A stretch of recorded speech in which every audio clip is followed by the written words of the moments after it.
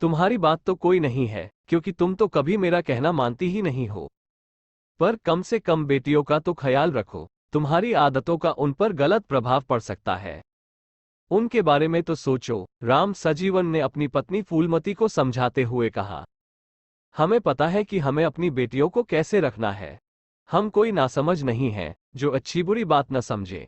लेकिन तुम्हें तो केवल दूसरों की बातें सुनकर हमारे ऊपर आरोप लगाने में ही मजा आता है। पत्नी फूलमती ने झल्लाते हुए पति की बातों का जवाब दिया। दूसरे की बातों में क्यों आऊंगा मैं? क्या मुझे दिखाई नहीं दे रहा कि तुम क्या करती हो? तुम्हारी बातें पूरे मोहल्ले में किसी से भी छिपी हुई नहीं है। कहते हुए राम सजीवन घर से बाहर जाने लगा। दरअसल अब तुम शक की मिजाज के हो गए हो। हमारे पास जो भी खड़ा हो जाए, जो भी हमारे काम आ जाए, हमारे दुख दर्द में शामिल हो जाए, उसे देखकर तुम केवल यही सोचते हो कि उसके हमारे साथ संबंध बन गए हैं। फूलमती बोली, हम शक नहीं कर रहे बल्कि हकीकत है। हमें अब तुम्हारी चिंता नहीं है क्योंकि तुम मनमानी करोगी। हम तो बस बेटियों को लेकर परेशान हो रहे हैं। एक बार वे अपने घर चली जाएं, बस उसके बाद तो हम तुम्हें कभी देखेंगे भी नहीं, राम सजीवन ने कहा। पत्नी की गलत आदतों की वजह से राम सजीवन मानसिक रूप से परेशान रहने लगा था। उसके एक बेटा और 3 बेटियां थीं। वो अपने तीनों जवान बच्चों को भी अच्छी सीख देता रहता था। जब उसे लगा कि पत्नी पर उसके कहने का कोई असर नहीं हो रहा है तो उसने खुद को परिवार से दूर करना शुरू किया। वो स्वभाव से एकाकी रहने लगा। 38 साल की फूलमती ने 20-22 साल के कई लड़कों के साथ दोस्ती कर ली थी। वो उन लड़कों को अपने घर पर बुलाती रहती थी। ये बात मोहल्ले वालों से भला कैसे छिपी रह सकती थी, जिससे पूरे मोहल्ले में फूलमती के ही चर्चे होते रहते थे। राम सजीवन को लगता था कि पत्नी की बुरी हरकतों का प्रभाव उसकी जवान हो रही बेटियों पर पड़ेगा। इस कारण वो पत्नी को लड़कों की संगत से दूर रहने को कहता था। पति की बात को मानने के बजाय फूलमती उससे झगड़ने लगती थी।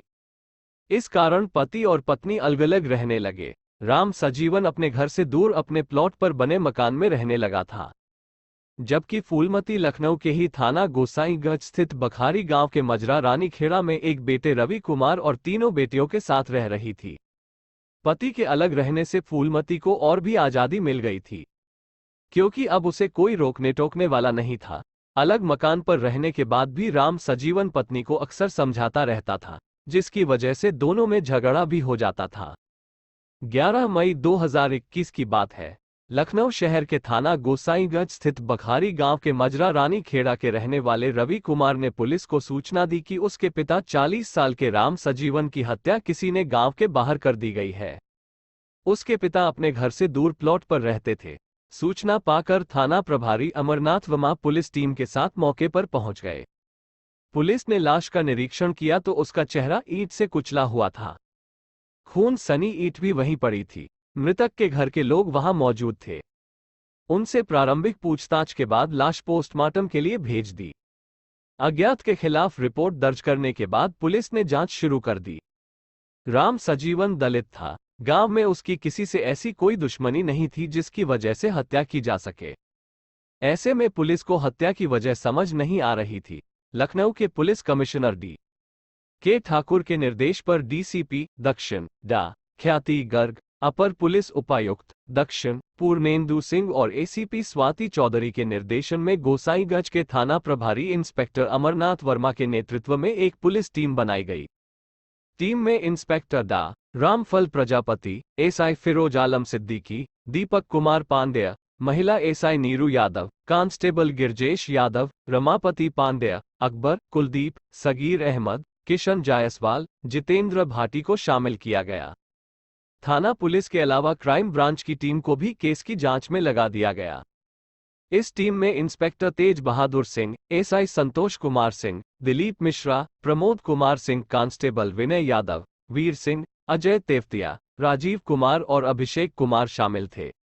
राम सजीवन की हत्या की वजह जानने के लिए जब पुलिस ने उसकी पत्नी फूलमती से पूछा तो वह बोली, उनकी किसी से कोई दुश्मनी नहीं थी। हमारे साथ भी कोई लड़ाई झगड़ा नहीं था, बस वह नाराज होकर गांव के बाहर वाले मकान में रहते थे। फूलमती के पति की हत्या हुई थी, इस कारण वह परेशान थी। इस वजह से पुलिस बहुत दबाव डालकर उससे पूछताछ नहीं कर पा रही थी। फूलमती हर बार बयान बदल रही थी। एक बार उसने कहा वो खराब संगत में रहता था, इस कारण कुछ नशेड़ी लोगों से उसकी दोस्ती हो गई थी। हो सकता है कि उन लोगों में से किसी ने नशे में हत्या की हो। पुलिस को भी राम सजीवन का शव जिस हालत में मिला था, उसे देखकर ऐसा ही लग रहा था जैसे किसी ने मारने के बाद भी अपना गुस्सा निकालने के लिए ईंट से हमला करके मुंह को कुचल दिया हो, जिससे उसकी पहचान न हो सके। पर यह मसला पहचान छिपाने का नहीं, दुश्मनी का लग रहा था। पुलिस ने गांव के लोगों से भी पूछताछ शुरू की तो पता चला कि राम सजीवन और उसकी पत्नी के झगड़े की वजह पत्नी का कुछ अलग लोगों से संबंध था। 4 बच्चों की मां होने के बाद भी फूलमती दूसरे लोगों से हसीन जाक करने में आगे रहती थी। इस जानकारी के बाद पुलिस ने फूलमती से फिर से पूछताछ शुरू की। बार बार बयान बदलने से पुलिस को भी यह विश्वास होने लगा कि हत्या की जानकारी फूलमती को जरूर होगी। पुलिस के साथ पूछताछ और सवालों में वह फंस गई। थाना प्रभारी ने पूछा, तुम्हें यह तो पता है कि किसने मारा है? भले ही तुम उसमें शामिल न रही हो, अगर तुम सच बता दोगी तो तुम्हें कुछ नहीं होगा। जिसने ये हत्या की है उसी को सजा मिलेगी। पुलिस से यह भरोसा पाकर फूलमती ने कहा, गांव बखारी के ही रहने वाले कल्याण ने यह किया है। राम सजीवन उसे हमारे घर आता देखकर गुस्सा होता था। ये बात उससे सहन नहीं हुई तो उसने राम सजीवन की हत्या कर दी। अब पुलिस टीम ने बिना समय गंवाए कल्याण को पकड़ लिया। कल्याण ने खुद को फंसता देख पूरी कहानी बता दी। कल्याण ने बताया, राम सजीवन को मेरा फूलमती से मिलना जुलना अच्छा नहीं लगता था। इस बात से वो फूलमती से नाराज रहता था। फूलमती भी पति की रोज रोज की कलह से परेशान हो गई थी। उसी के कहने पर राम सजीवन को रास्ते से हटाया। फूलमती के दबाव डालने के बाद मैंने उसे रास्ते से हटाने की योजना बनाई। मैं अकेले ये काम करने की हालत में नहीं था, इसलिए मैंने अपने साथी सतीश से बात की। सतीश आपराधिक प्रवृत्ति का था। वो सूर्यामऊ गांव का रहने वाला था। हम लोगों ने अपने 2 और साथी सूरज और नीरज को भी शामिल किया। इसके बाद 11 मई की रात को राम सजीवन के घर में घुसकर हम चारों ने उसकी हत्या कर दी। कल्याण ने बताया, राम सजीवन की हत्या करने के बाद उसके शव को घर से 100 मीटर दूर गांव से बाहर वाली सड़क पर डाल दिया। इसकी जानकारी फिमती को दी तो उसने अपने मन की भड़ास और गुस्सा निकालने के लिए ईंट से मृत पति के चेहरे पर कई वार किए। मुंह को बुरी तरह से कुचल दिया। कल्याण से मिली जानकारी के आधार पर गोसाईगंज पुलिस ने सबसे पहले फूलमती को पकड़ा। उसके बाद रानीखेड़ा के रहने वाले 20 साल के सूरज, सूर्यामऊ के रहने वाले 22 साल के सतीश, इसी गांव के 19 साल के नीरज को भी पुलिस ने गिरफ्तार कर लिया। पुलिस ने आरोपियों के पास से खून लगे कपड़े भी बरामद किए। पुलिस ने राम सजीवन हत्याकांड में 5 अभियुक्तों राम सजीवन की पत्नी फूलमती, कल्याण, सतीश, सूरज और नीरज के खिलाफ धारा 302, 147, 149 और 201 आईपीसी के साथ 325 SC/ST एक्ट के तहत गिरफ्तार कर लिया। गोसाईगंज थाना पुलिस और क्राइम टीम ने राम सजीवन की निर्मम हत्या करने वाले सभी आरोपियों को गिरफ्तार कर कोर्ट में पेश किया, जहां से उन्हें जेल भेज दिया।